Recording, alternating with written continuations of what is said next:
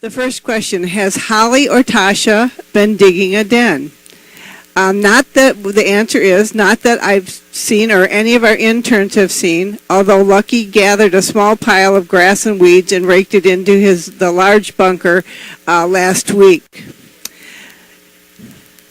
The second question, when does hyperphagia start? Here at the center, our bears begin wanting more food by the end of July and most of the first 3 weeks of August. Ted usually waits until about mid-August and goes into September with hyperphagia. He does hibernate almost a month later than Lucky, Holly, and Tasha. We always provide the bears with lots of food, and Lucky is currently coming in from my right. I'm not sure Holly went back over to her bag to eat, so there might be a little tit-tat here in a minute. Another bear, somebody just said Lucky has his mouth open. Well, that's how bears not only breathe, but he's panting because he's hot. My favorite bear, or your favorite bear, is each bear in my care has a special relationship with me. I'm not going to say who is my favorite, but I can say I do like a good challenge. How do you tell the difference between the bears? Well, I've gotten it wrong a couple of times. The males are both large and are not out together, and when Ted is out, he gives himself away by gently wooting, which is his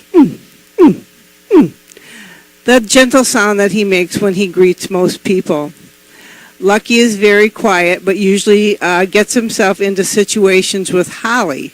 He's much bigger than Holly, and that's a good indication of who's out and who he's with, because he's usually only with Holly. The females, Holly has a tear in her right ear and is more apt to listen than Tasha. And my little Tasha bear is just plain sweet. And that answers all the questions above.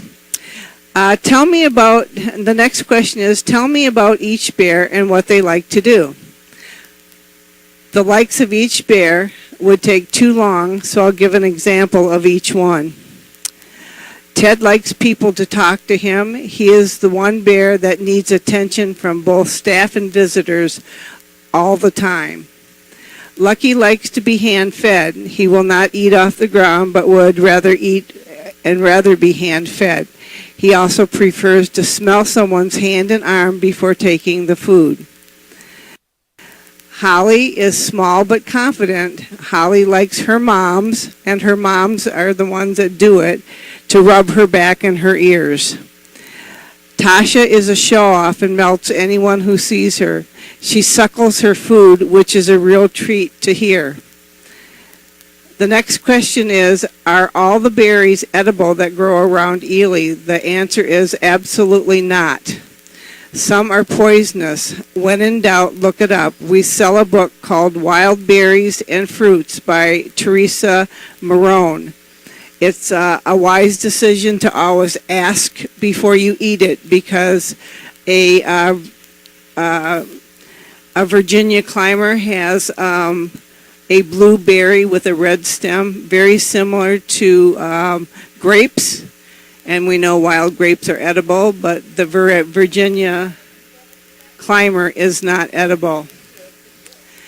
So I'm going to pass the mic now to a special guest. Her name is Linda Ziabro, and she is the founder and promoter of the Lily Pad Picnic, and I'm going to let her say a few words to you.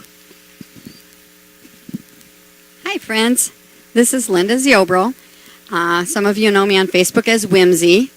Seems like that's my Facebook name. A lot of you call me that in person, and I love it. That's fine. We're gearing up right now for the Lily Pad Picnic. Lily Pad Picnic is 9 years in the making now. We've done it for 9 years. Next year is our really big 10th year. We're very excited for the plans of that, already in progress. The picnic will happen this weekend, the 9th annual one will, at Whiteside Park on Saturday. And on Sunday, we're out at the Grand Ely Lodge for a breakfast brunch. And the way we got our name Lily Pad is in the early years, nearly 9-10 years ago, following Lily the black bear and she was in her den with her cub Hope, and her den was referred to as her pad. So we quickly adapted the name the Lily Pad. As plans went on and we decided to plan a picnic gathering, we decided to call ourselves the Lily Pad Picnic. We've since founded our own nonprofit foundation called North American Bear Foundation. We are the ones who host the Lily Pad Picnic every year. There are 4 of us on the committee, and we are all very excited every year to do all the planning. We can't all make it every year. Next year, all will be here for our big celebration for the 10th year. If you have any questions at all, you can find answers on our website, lilypadpicnic.com. And you can buy tickets there. If you have any questions, shoot us an email. We'd be happy to answer. Email link is right on that website. We do all of our fundraising for the Bear Center and for these wonderful bears that we all love so very much. We're so glad to see everyone who makes it every year. If you can't make it this year, plan on next year. We look forward to seeing you all so much. Thanks.